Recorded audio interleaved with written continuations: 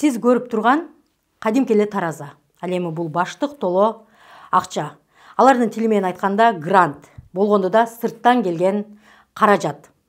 Чет өлкөдөн келген каражат, мына тараза көрсөтүп тургандай 20 килограммды түзсө, ал эми биз аткарган жумуштар болгону араң 2 килограммдан ашты. Эркин ММКларды каралоо компаниясын жүргүзгөндөр дал ушинтип ойлошот, же элестетишет.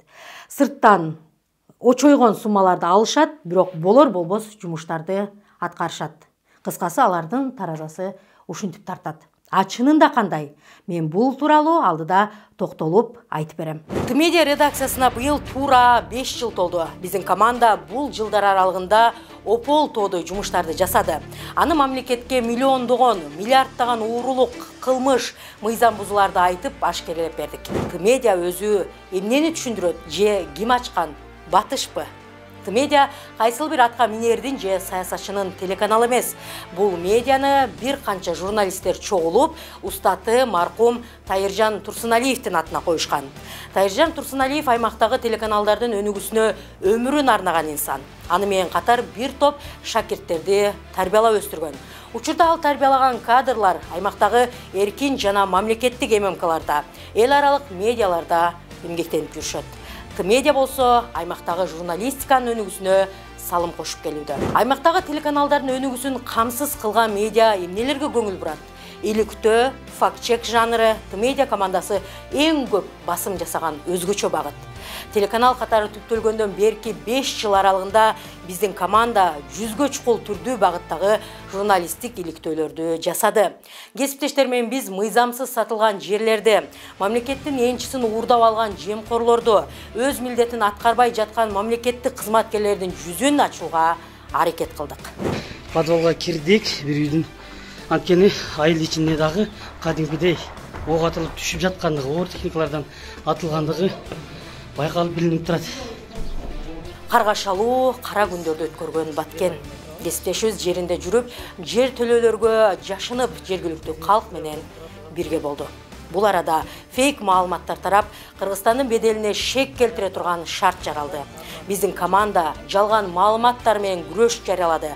Аларды төгүндөп, жокко чыгарды. Дүйнө коомчулугуна өлкөнү жек көрсөтүү коркунучунан сактап калууга салым кошту. Шайлоодогу мыйзам бузуулар, мамлекеттик кызматкерлерди үгүткө пайдалануу жараяндарын, бюллетендерди таратып берүү сыяктуу ыплас ыкмаларды кармадык. Кесиптештер спортиктердин кодулоосуна тушукту, бирок терс көрүнүштөргө терс бурулуп басып кетпедик. Ачыктадык, ашкереледик.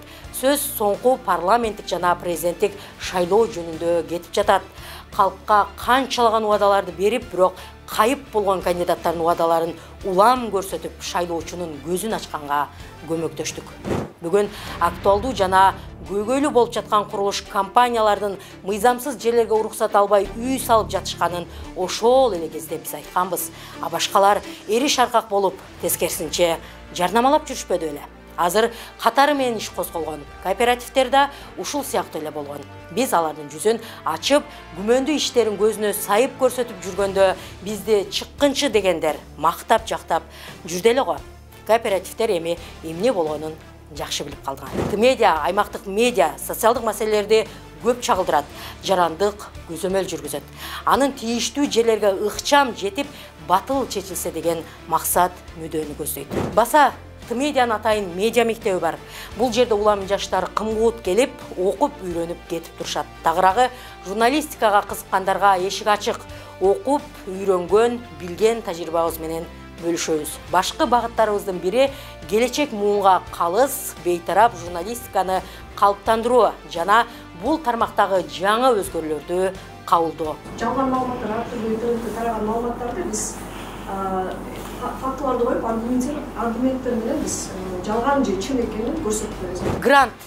Жакында эле эркин медиалар грант алып өлкөгө бүлүк салат деген таризде маалымат таратышты. Анда Т-медиа редакциясынын дарегине $49,000 түзгөн грант жөнүндө айтылып жатат. Ооба, биз грант алып иштейбиз, аны танбайбыз, бирок биз бул суммага эмне жумуштарды жасап жатабыз? Оолу ушул суроо маанилүү.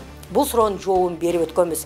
Комментарийге ссылкалары коюлат, ошол жерден кенен таанышып алсаңыз болот. Мен башта тигилердин таразасына тарткам да, көрсө алардын таразасы бузук экен. Тескерисинче, мамлекет, коом, эл үчүн аз гана каражат менен көптөгөн жумуштарды жасап жатканыбызга өзүңүздөр күбө болдуңуздар. Балким сиздер да калыстык таразасына салып, салмактап баа берип көрөсүздөр. Эң соңунда эмне айткым келет? Биз жат адам эмеспиз. Өзүңүздөрдүн эле уул кыздарыңыз болобуз. Биздин максат алешемдиктерди ашкерелөө, коомдогу жат көрүнүштөрдү ачыктоо, мыйзамсыздык менен күрөшүү жана жемкорлукту жектөө. Биз ачык айтууну адаттадык. Алмазбек Атамбаевдин, Сооронбай Жээнбековдун, Садыр Жапаровдун тушунда да ачык айтып келдик. Мындан ары да ачык айтып, ушул багыттагы жумушубузду улай беребиз. Биз өз өлкөбүз үчүн кайдыгер эмеспиз. Биздин кыял күчтүү, эркин, адилеттүү Кыргызстанды куруу.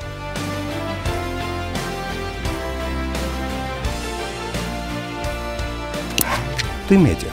Келечек кыялдан куралат.